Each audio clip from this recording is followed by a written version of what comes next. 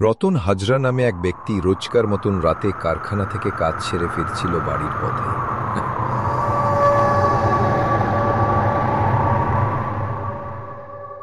রতন হাজরা একটা বাড়ির পাশ দিয়ে যাওয়ার সময় তার চোখ গেল ফাঁকা মাঠের দিকে চেয়ে একটি অদ্ভুত জিনিস লক্ষ্য করে। সে দেখে দূরে গাছতলায় এক লাল রঙের শাড়ি পরে পেতনি বসে আছে। সে দেখেই ভয় বাড়ির দিকে জোরে ছুটতে থাকে।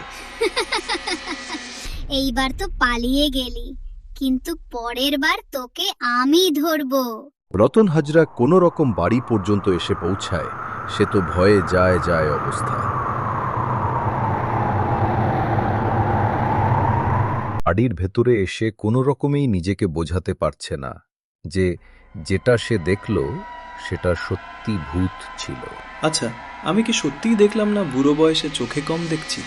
এই বলে রতন হাজরা খাটের উপর বসে পড়ে আর ভাবতে থাকে। তখনই তার মেয়ে নীলাশা পাশের ঘর থেকে আওয়াজ পেয়ে আসে আর বলে, আরে বাবা, কি হলো? তুমি এত ঘামছো কেন? তোমার মুখে ভয়ের চিন্তা। আর বলিস না রে মা, কাজ থেকে আসার সময় মনে হলো ভূত দেখলাম।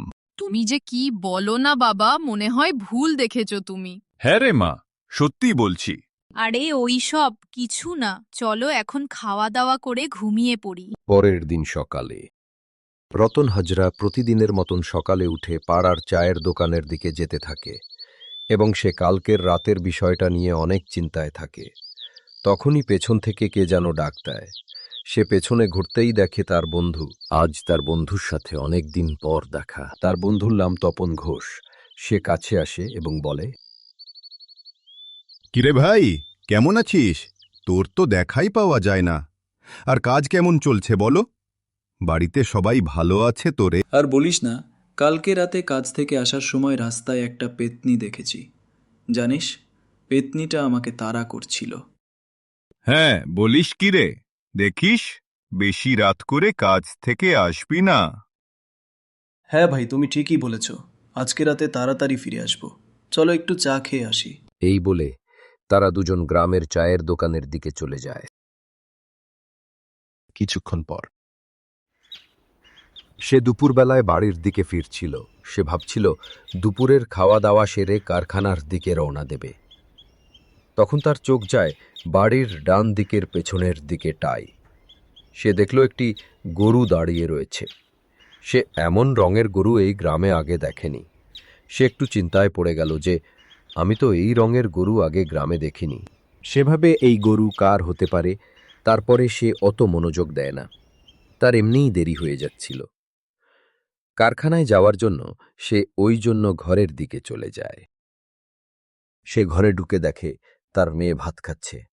সে মেয়েকে বলে, আমাকেও দুটো খেতে দে, খেয়ে আমি কারখানার দিকে যাব।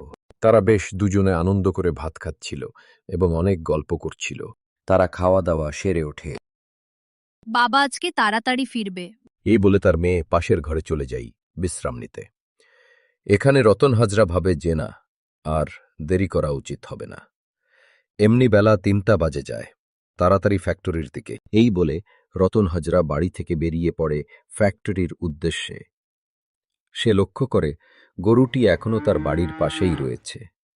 সেই অতটা গুরুত্ব না দিয়ে ফ্যাক্টরিতে চলে যায় আর ভগবানের কাছে প্রার্থনা করে কালকে রাতের মতন পেতনি যেন সামনে না আসে। এই ভেবে সে চলে যায়। কিন্তু হঠাৎ অদ্ভুতভাবে গরুটি রতন হাজরার পিছনে ছুটতে থাকে।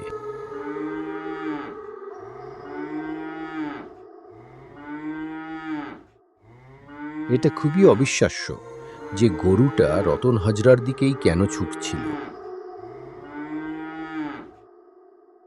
রোজকার মতন রতন হাজরা প্রায় রাত 11:30 থেকে 11:45টার দিকে বাড়ি ফিরছিলে। উনি ফ্যাক্টরির ম্যানেজার ছিলেন, তো তাই আসতে বেশি রাত হতো।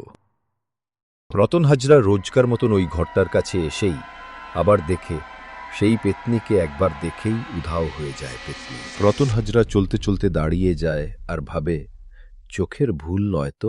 হঠাৎ রতন হাজরা সামনে পেতনি চলে আসে আর বলে, কিরে, কদিন পালাবি? তোকে তো আজকে ধরে ফেলেছি। অমনি ভয়ে রতন হাজরা মাটিতে পড়ে যায়। রতন হাজরা নিজের স্টকে ডাকতে থাকে যে, হে ভগবান, বাঁচিয়ে নাও, আজ এ পেতনি আমায় মেরেই ফেলবে। তোকে আমি আমার চোখকে বলি দেব। এই বলে পেতনি সেইখান থেকে চলে যায়। এইবার রতন হাজরা কোনো রকমে ওঠে আর প্রাণপণে দৌড়াতে থাকে বাড়ির দিকে। তখনও যেন ভয় রতন হাজরার পিছু ছাড়িনি। হঠাৎ বিশাল জোরে ঝড় ওঠে আর রতন হাজরা রাস্তায় পড়ে যায়। সে কোনো রকমে আবারও ওঠে। এইবার সামনে দেখে পেতনি চলে এসেছে। পেতনি রতন হাজরাকে ধরে আর নিজের সাথে নিয়ে চলে যায়। বাকিটা আগামী পর্বে।